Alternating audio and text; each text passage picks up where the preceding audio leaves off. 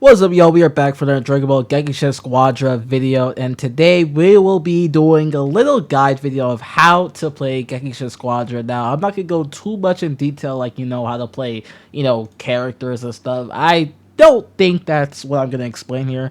I'm gonna basically explain in general how to play the game and what you should do with your team, and how to win objectives, and how to, win, which is basically it. And yeah, let's get straight to it, man. Now, number one, I would always say to play with your team. If you're not playing with your team and you're going like all the way up to your teammate on the left when they have like three people there. Oh, wait, no.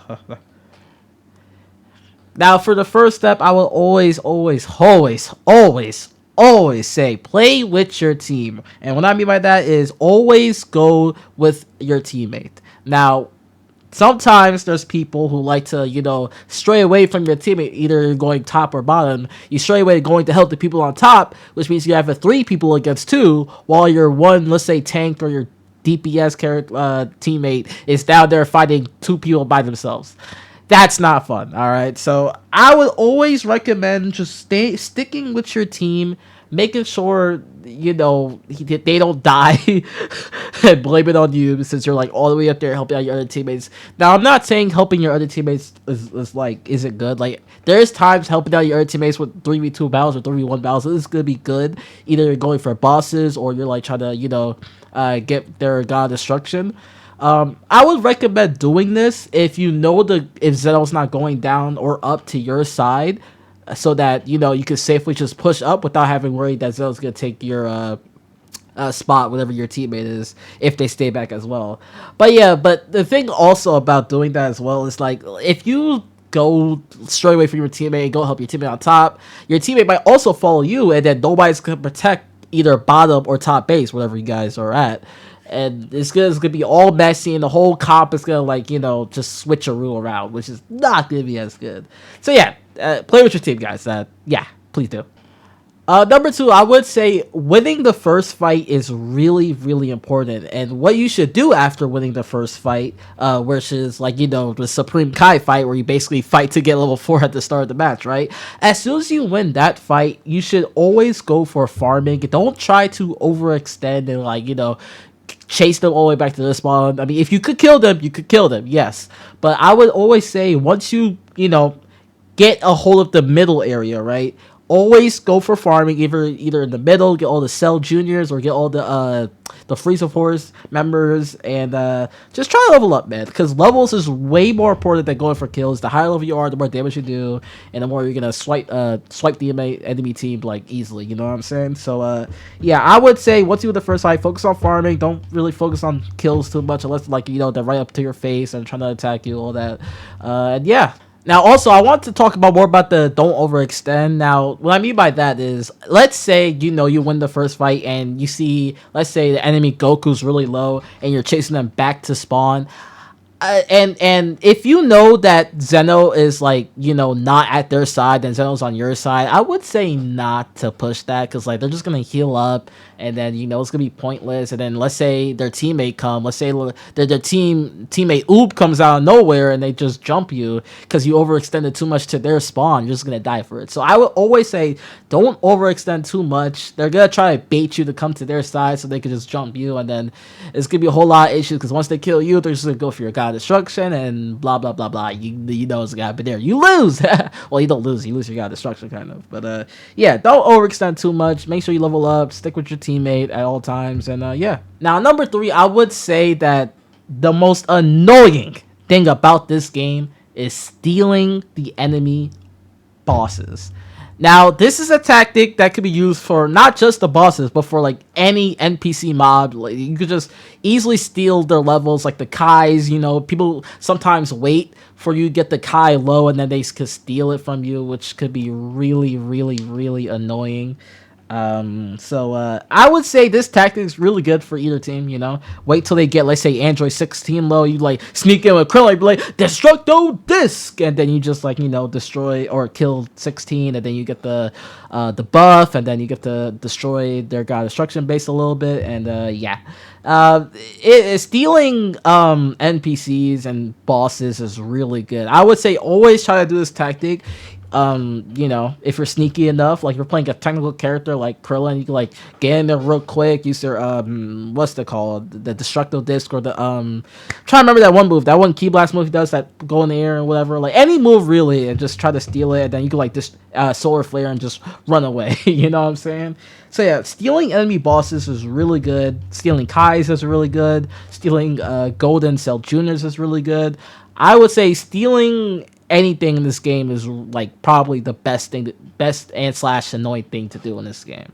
So yeah, make sure you do that. All right, next we're going to talk about the divine cards. Now, depending on the character you're using, all these cards can be really useful, depending on the character you're using. Let's say, so me, I play Daima Goku, right? He's my favorite character. Lightning Swift and Super Snowball as the first card is really, really good, because Daima Goku, I mean, the Super Snowball card works as, like, every time you get KO, you get more attack up to 4 times. So, like, let's say their team is rolling and you got a lot of KOs, I would say go for the Super Snowball. But you do lose it, if you're KO'd, right? So that Super Snowball is pretty good. Lightning Swift is really good because it deals additional energy damage to enemies.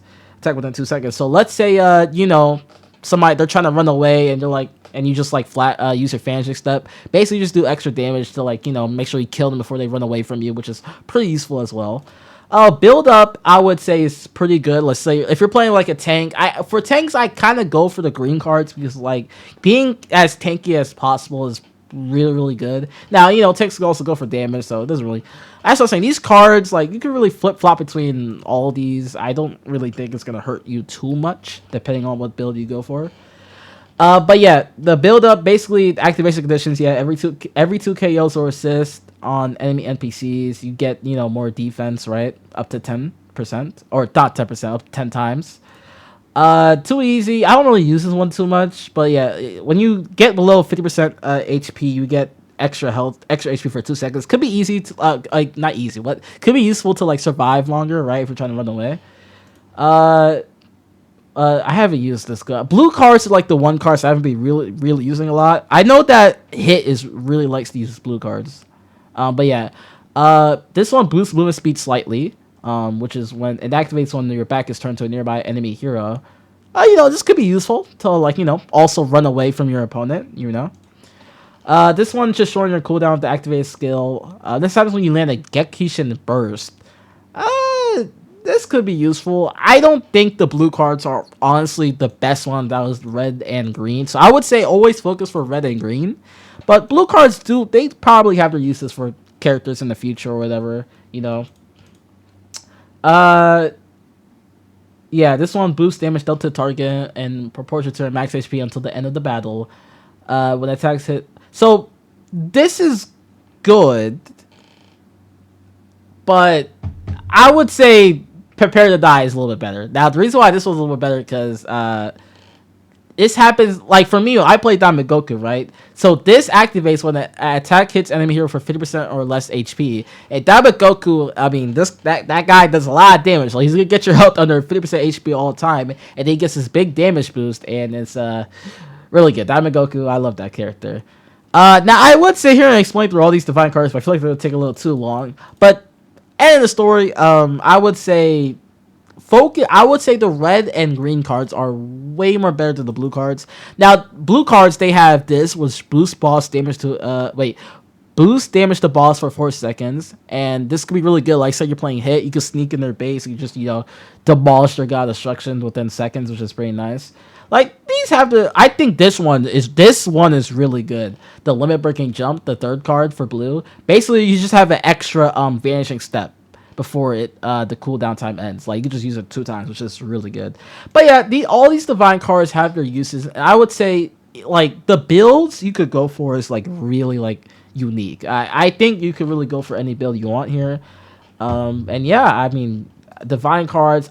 One thing I would say about divine cards, I really hope they kind of switch them up a little bit. You know, have like every season, every new season, and switch them up a little bit. Because if it's gonna be the same all the time, it's gonna be kind of boring. I think they could do more with these cards. But yeah, that'll be it.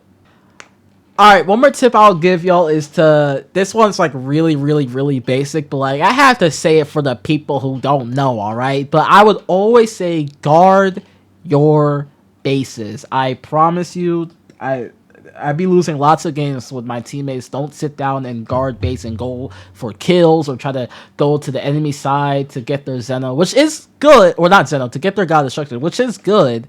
But like, man, we can't leave our base open. You always have to protect it.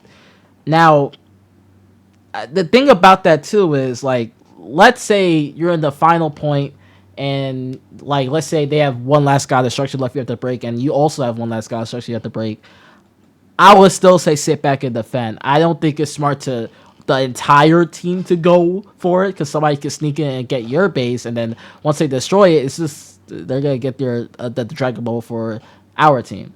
Again, it's situational though. I mean, it's really up to y'all if y'all want to guard your base. I would recommend to guard the base when Zeno's there, but yeah, guard your bases, kids, please. Alright, well, that'll be all for the video. Little guide video. I haven't really do a lot of these before, so I hope you guys enjoy it. I mean, I tried my best, man. I've been playing this game for like 33 hours on this game. You know what I'm saying? Now, this is my PC account. I'm recording this on PC because I can edit all my stuff on here, and then I usually play on console, right?